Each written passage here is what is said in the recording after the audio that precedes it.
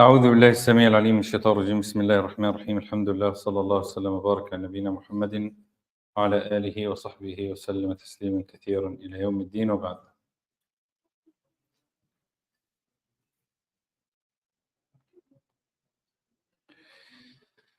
We stopped with ayah number 21.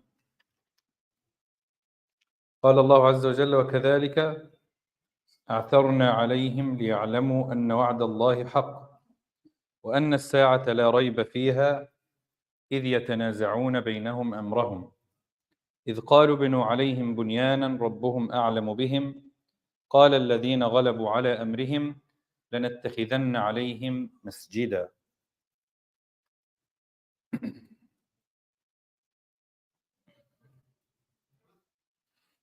Before we finish this ayah, we spoke about the result of their story, where they said, إنهم إن يظهروا عليكم يرجموكم أو يعيدوكم في ملتهم ولن تفلحوا إذا أبدا.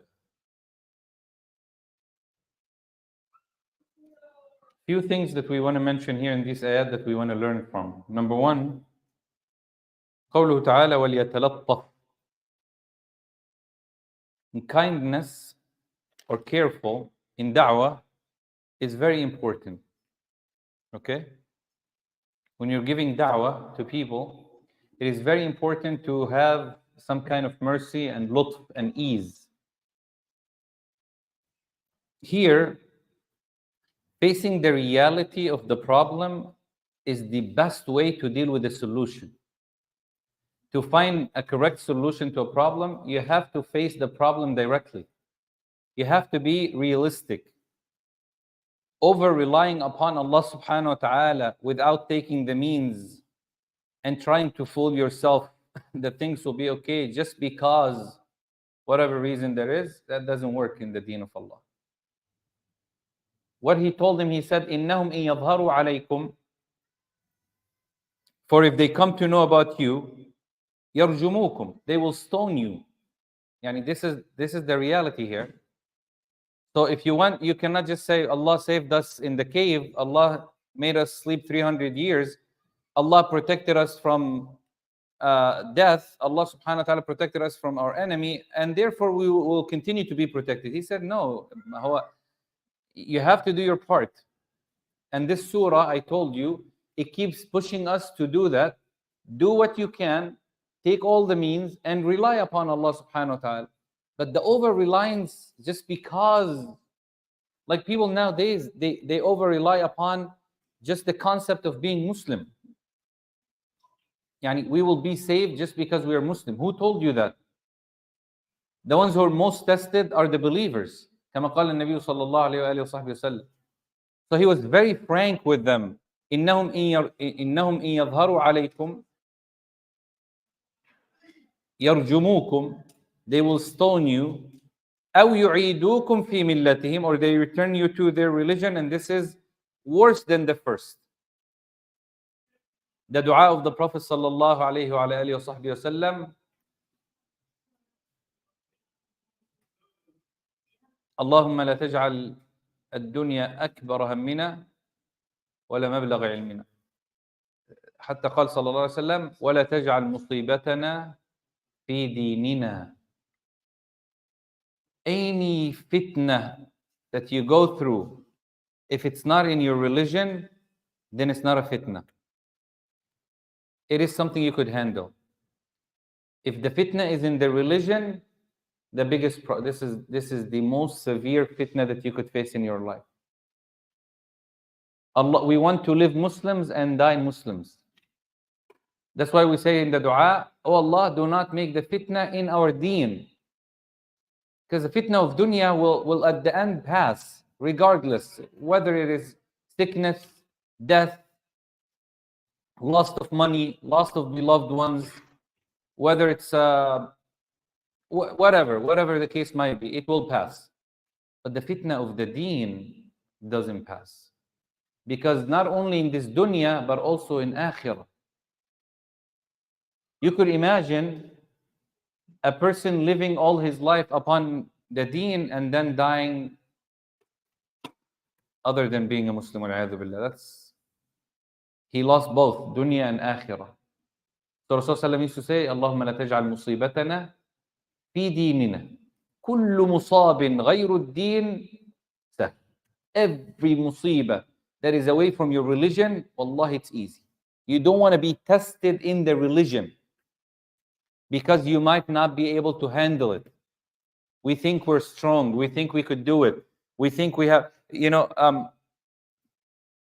I am abid. I am hafiz. I am a scholar.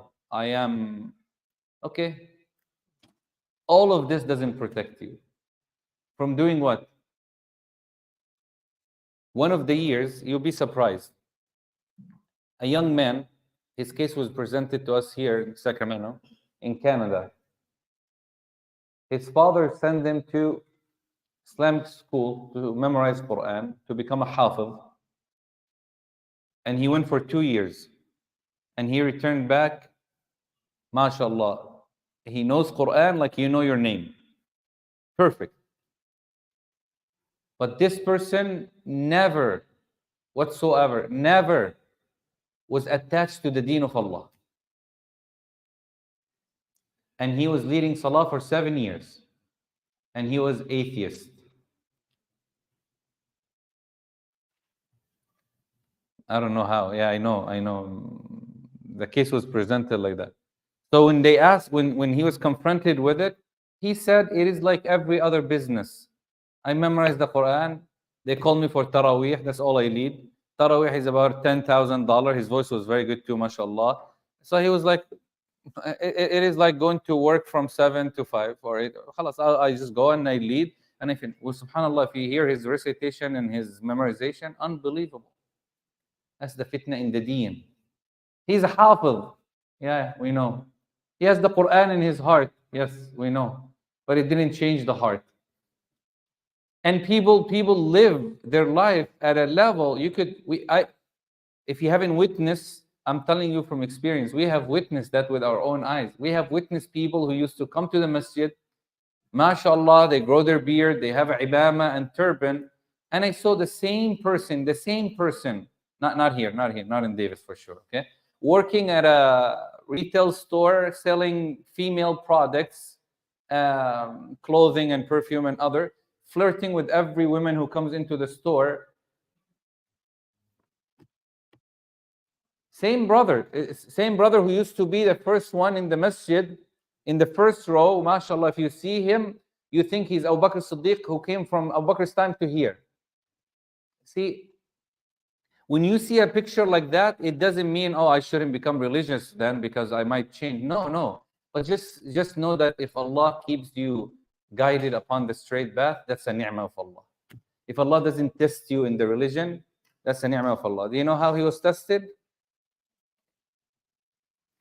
Very simple test. He was just taking for a few days. Questioned for a few days by the authorities. That's it. He came out completely a different person. So we shouldn't expose ourselves to the fitan. And we ask Allah subhanahu wa ta'ala to keep us protected from them. That's why he said, أَوْ يُعِيدُوكُمْ فِي مِلَّتِهِمْ وَلَن تُفْلِحُوا إِذًا أَبَدًا. He said, if they return you back to their religion, then you shall never be successful again. Because يَرْجُمُوكُمْ means to stone you. If they stone you, what's going to happen? You die, then you go to Jannah. قَالُوا لَا طَيْرٍ. The people of Musa, the magicians, when Fir'aun said, I'm going to cut your hands and your feet, what did they say? قَالُوا لَا طَيْرٍ. Do whatever you want. All it takes is you're going to kill us, we go to Jannah. What's the big deal? So يَرْجُمُوكُمْ, to stone you is not a problem. He didn't say that. He commented on the second one. He said, if you return to their religion, you lost. Khalas, you lost.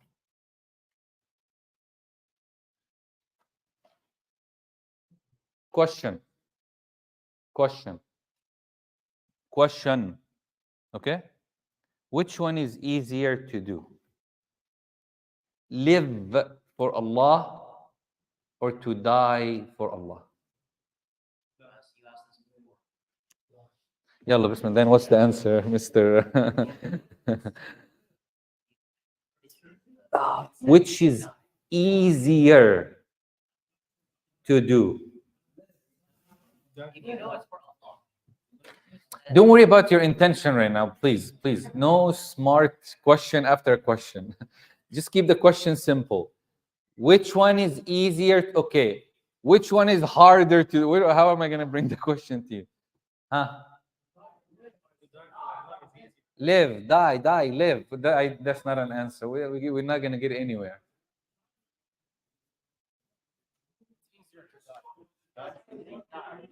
Huh?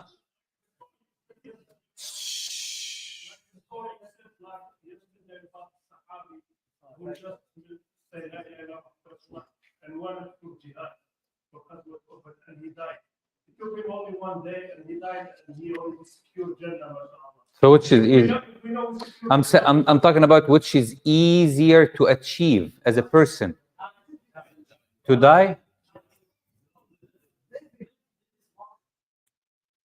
You have a point. MashaAllah, you do have a point. That's why I need you to come closer now. Over here. Young guys who's sitting next to a wall at age 15 who like, my back hurts. 15 years old, your back hurts. لا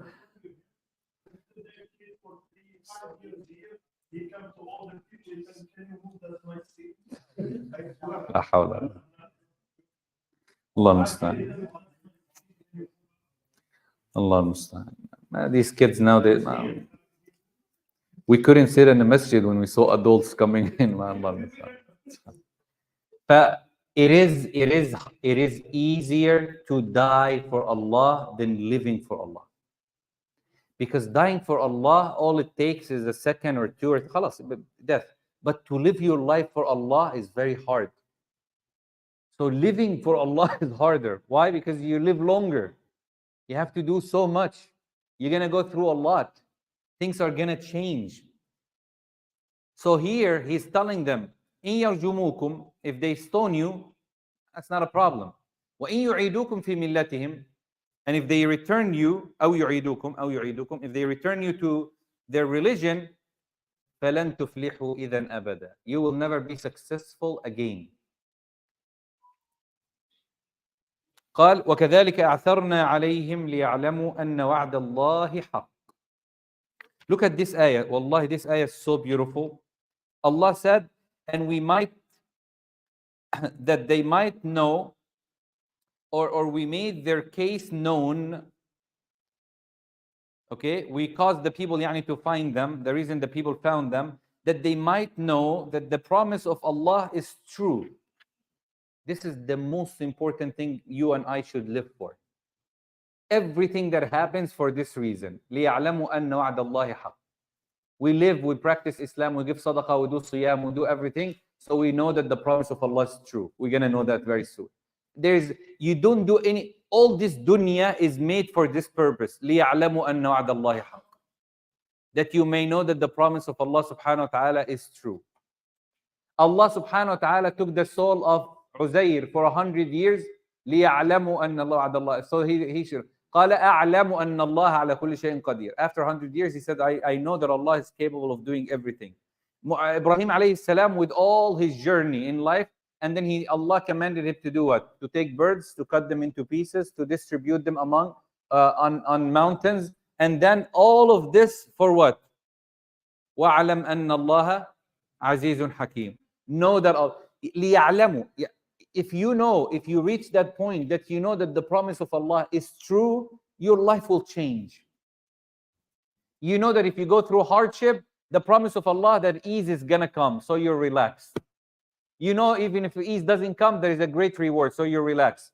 When you go through happiness that you know and you follow and you thank Allah, you know that the reward is Jannah for being thankful, so you're relaxed. لِيَعْلَمُوا, so you know that the promise of Allah is true.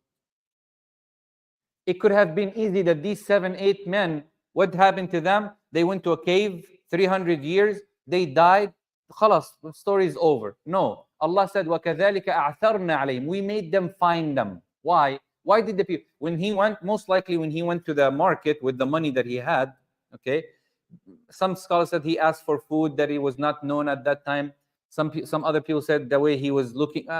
To be honest, from the tafsir, what is more apparent is that Allah mentioned something specific. قال فابعثوا أحدكم بإيش؟ بورقكم. The reason Allah mentioned the silver coins is to give an impression that he took that silver coin, he went to the market, he said, here is it, give me some food. He gave them the silver coin. He looked at him and said, where you got this from? So he figured out that he's not from. And the people who lived at that time knew of their story, but no one ever found them. So that's why Allah made them founded. So they could know that the promise of Allah is true. لِيَعْلَمُوا أَنَّ وَعْدَ اللَّهِ حَقٌّ. قال لِيَعْلَمُوا أَنَّ وَعْدَ اللَّهِ حَقٌّ وَأَنَّ السَّاعَةَ لَا رَيْبَ فِيهَا. And they may know that the last hour, as-sa'a, which is the day of judgment, okay, the last hour and the day of judgment, is haqq, is true.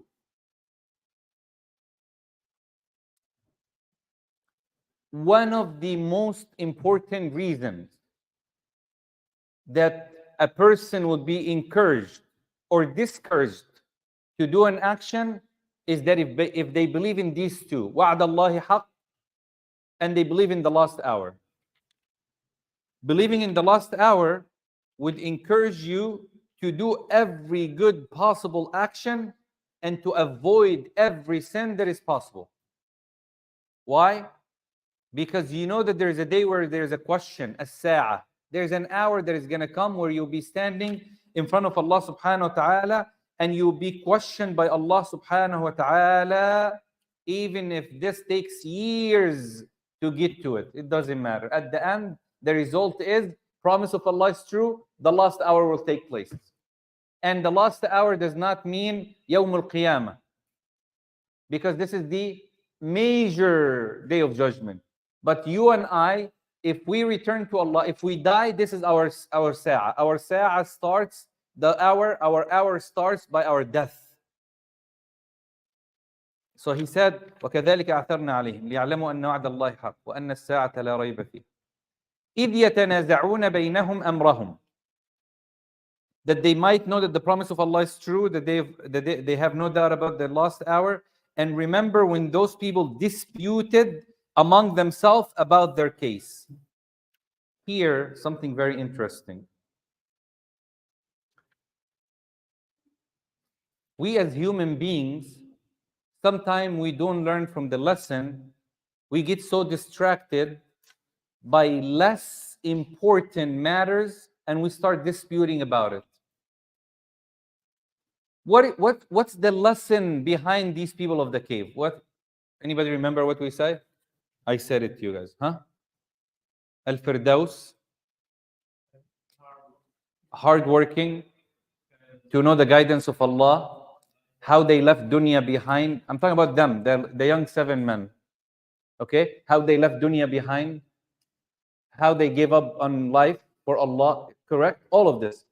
So Allah said, instead of people taking a lesson from them, benefiting, they start disputing. يَتَنَازَعُونَ بَيْنَهُمْ أَمْرَهُمْ قَالُوا بِنُوا عَلَيْهِمْ بُنْيَانًا. Some people said, let's build a nice house. But this is not the point of the story. Allah didn't make them sleep for 300 years that we here come at the end and say, what should we build? A masjid that people would visit them? Or should we build a nice house that people would remember them? Should we make a nice museum that people will go and visit them? Or Allah said, but this is not the point. وَكَذَلِكَ أَعْثَرْنَا عَلَيْهِمْ. Not for that. We didn't make you guys find them. So you could dispute. إِذْ يَتَنَازَعُونَ بَيْنَهُمْ أَمْرَهُمْ قَالُوا ابْنُوا عَلَيْهِمْ بُنْيَانًا. Some of them said, build a bunyan, a house. Okay? Yani build a house on the cave and leave them in there.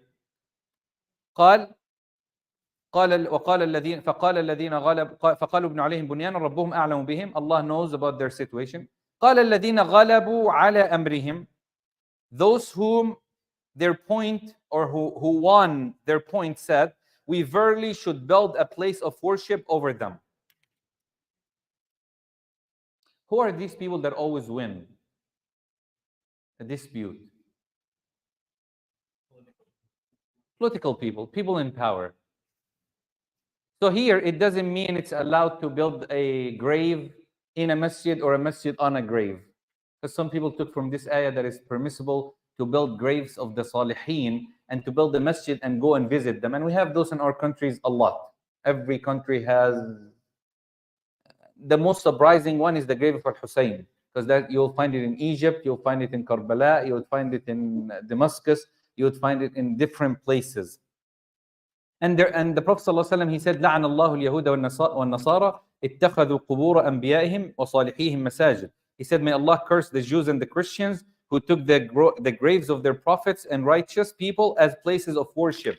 And Rasulullah said, I wish that I would die without people taking my grave as a place of worship. Why?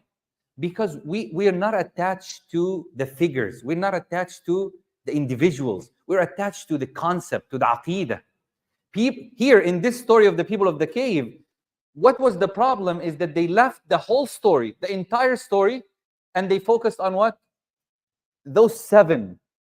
But the story is not about these 7. The story is more than that. The story is, if you're guided, Allah will do things for you like He did for them. So if I ask you ever, okay, this is a homework, and I will give you till you graduate from Davis, okay, and even after graduation, and I will give you $1,000 per name if you're able to bring me names of those 7 men. Okay? Yalla, you have searched whatever years you want to go. Every Ramadan, if you come one Ramadan and say, here are the 7 names, that's $7,000.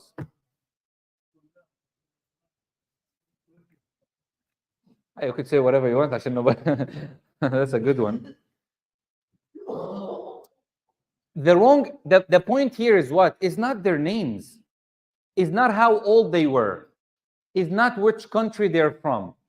It is not how tall or short, how rich or poor. That's not the point at all. We don't have any form of narration, even Israeliyat, that talks about their names. Why? Insignificant. The story is, what do we benefit from them? So when these people found them, تنازعوا بينهم أمرهم. This, by the way, among us, we do the same thing. Okay? We end up doing the same thing. We leave the benefit and we're holding on to the argument. In every story, to a point that you would hear some people actually going investigating so deep into a story that no point of going deep into it. The story of Adam with all the details in the Quran. Does it matter to know which tree did he eat from? I have somebody who said cucumber. I don't know why. Whatever fruit you don't like, you're going to pick on. Why didn't Allah just clear out that from in the Quran? خلاص. فَلَمَّا ذَاقَ الشَّجَرَةِ, the tree. Why did Allah say the tree? Why didn't Allah solve the problem and tell us what? The tree is this and that. Because there is no, even if Allah tells you it's apple tree, what are you going to do? So it's haram. You know what we're going to do? We're not gonna say halal haram. You're gonna have some Muslims, even Muslims who are very smart, mashallah, because we have those Muslims. I have them after every Jum'ah, maybe in every masjid, not just Davis, no, everywhere. They're gonna come and say, which apple, red apple, or was it yellow? Oh man, hatta al-apple, we're gonna differ on it. We're not gonna agree. Does it matter? No, seriously, does it matter? No. This is what Bani Israel did with Musa alayhi salam. قال إن الله يأمركم أن تذبحوا بقرة. Slaughter a cow. Wallahi, if they win and they got a cow and they slaughtered, the story was over. وخلاص, done. قالوا ادع لنا ربك يبين لنا ما هي. What's the first thing that he said? قال إنه يقول إنها بقرة لا فارض ولا بكر عوان بين ذلك. Not too old, not too young. Not. He just said, خلاص, get any cow, slaughter. They said, قالوا ادع لنا ربك يبين لنا ما لونها. What color? What color is a cow? Here you go. Even the kids, they're like brown and yellow, and we're not going to stop.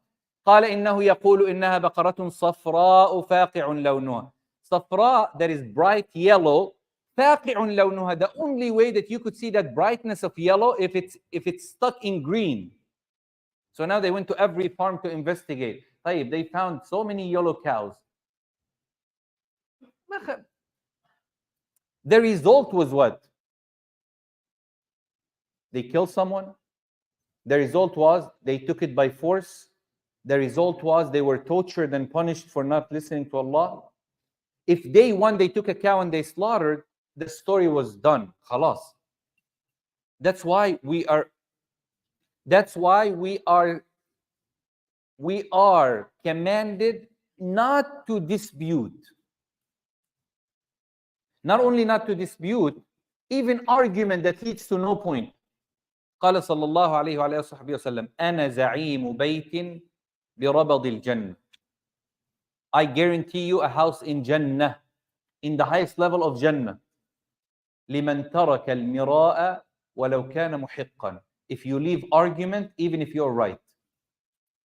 Which argument? Any in general. But the main ones here is the ones that has no point. There is no point. There is no discussion. Here,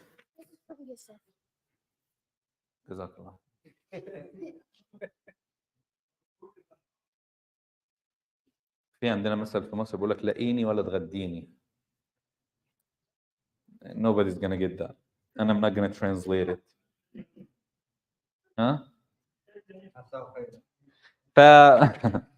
فقال لاتخذن عليهم مسجدا. They said that we should take a masjid. طبعا بناء المساجد على القبور وبناء القبور على المساجد هذه المسألة فيها كلام طويل.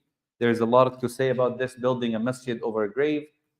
And the fuqaha discussed the which one should be removed. If you build a masjid on a grave, you should remove the masjid. If you build a grave in the masjid, you should remove the grave. So which one came first, you leave. Okay?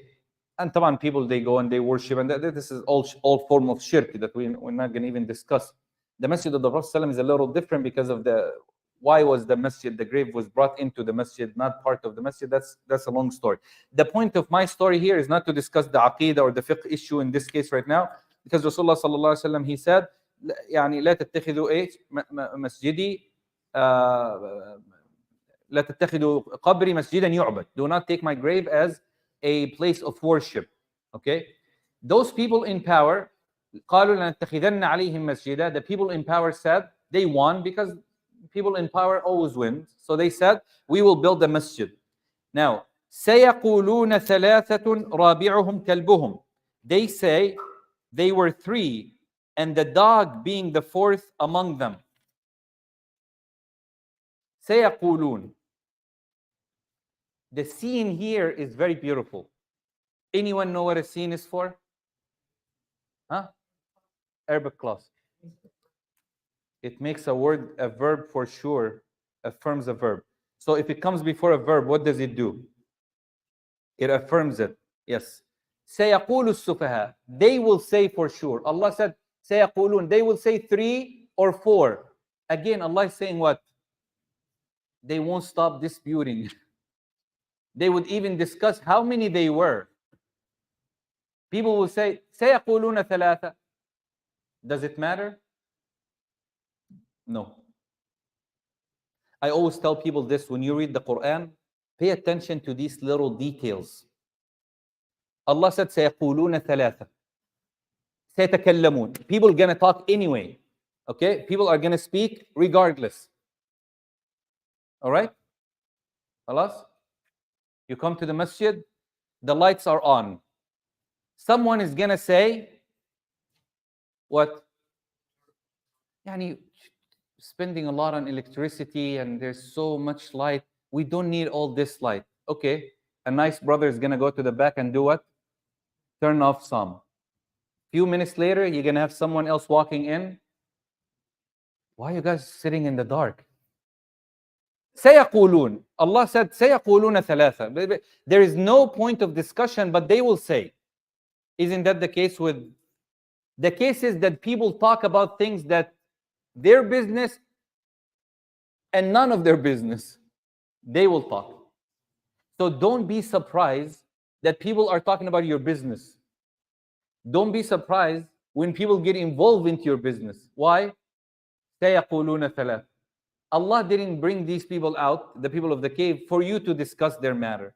So if you're surprised that why people are talking about you, okay, يَقُولُ ضَحِكْتَ. If you smile, they will say, why you smile so much without a reason? If you laugh, they will say, you're laughing, and this is a form of disrespect.